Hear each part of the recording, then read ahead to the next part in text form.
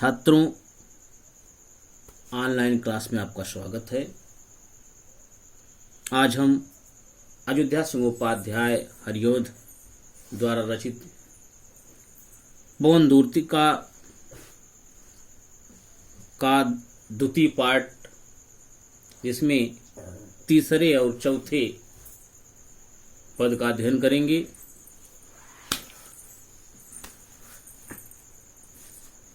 मेरे प्यारे नौ जलद से कंज से नेत्र वाले, जाके आए न मधुबन से यौन भेजा संदेशा। मैं रो रो के प्रिय विरह से बावली हो रही हूँ, जाके मेरी सब दुख कथा श्याम को तू सुना दे। ज्यों ही मेरा भवन तज तू अल्प आगे बढ़ेगी, शोभा वाली सुखद कितनी मंजु कुंजे मिलेंगी। प्यारी छाया मृदुल स्वर से मोह लेंगी तुझे वे, तो भी मेरा दुख लख वहां जान विश्राम लेना।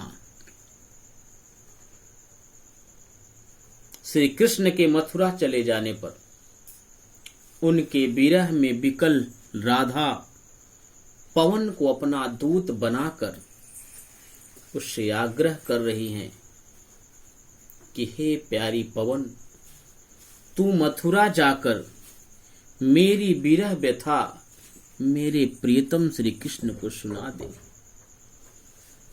राधा जी पवन से कहती हैं कि हे प्यारी पवन, तू मेरा एक अनुरोध स्वीकार करके मेरा एक काम कर दे। काम क्या बता रही हैं कि तुम तो सर्वत्र आती जाती रहती हो, अतः तेरे लिए यह कोई कठिन काम नहीं है। अब बात यह है कि मेरा प्रियतम श्री कृष्ण मुझे छोड़ करके मथुरा चला गया और थोड़े दिनों में कह के आने की बात कह के गया था और वह लौट करके नहीं आया। मेरा एक संदेशा है, जा करके मेरे उस श्याम को सुना दे। तो वह राधिका जी संदेशा उस पवन को सुना रही हैं, कह रही हैं कि मेरे प्यारे नौ जलद से कंज से नेत्र वाले, मेरे प्रीतम श्री कृष्ण जिनका श्यामल शरीर नए बादल जैसा है, कंज से नेत्र वाले और जिनके नेत्र कमल जैसे हैं, जाके आए न मधुबन से यौन भेजा संदेशा। और जो यहां से मथुरा चले गए हैं और जब से गए हैं तो उन्होंने मेरे लिए कोई संदेशा तक न भेजा और लौट करके भी नहीं आए।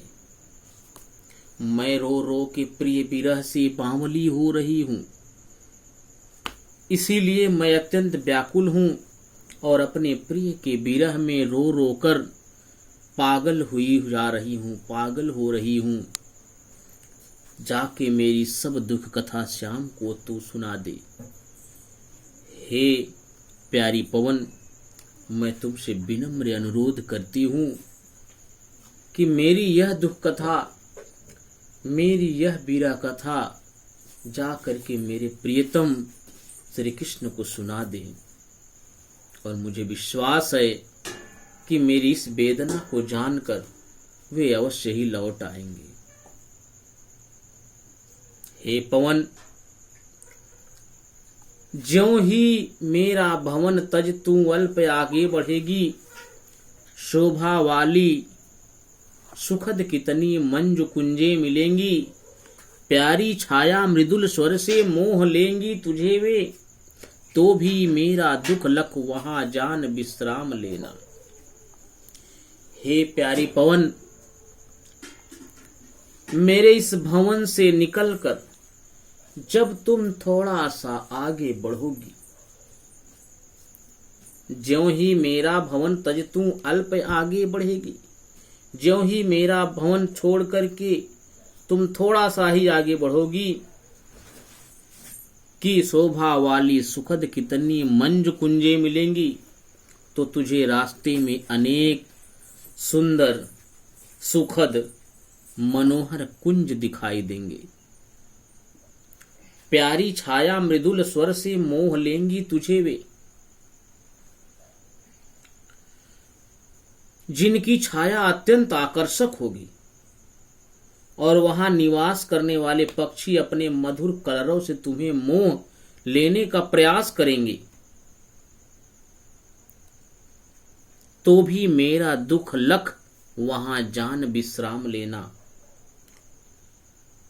किंतु तुम उस शोभा को निरखने के लिए, उनका आनंद लेने के लिए वहां रुक मत जाना। मेरी व्यथा को जानकर उसे दूर करने के लिए मेरे प्रियतम तक संदेश पहुंचाने को ही प्रथम कर्तव्य समझना। हे पवन, मेरा यह संदेशा जा करके मेरे प्रियतम को सुना दे। काव्यगत सौंदर्य देख लीजिए। पवन को दूत बनाया गया है, पवन का मानवीकरण किया गया है। नव जलद से सम सरिस उपमावाची शब्द है, अर्थात उपमा अलंकार। कंज से नेत्र में भी उपमा अलंकार। वियोग श्रृंगार, मंदाक्रांता छंद, अभिदा शक्ति और खड़ी बोली शब्द का प्रयोग।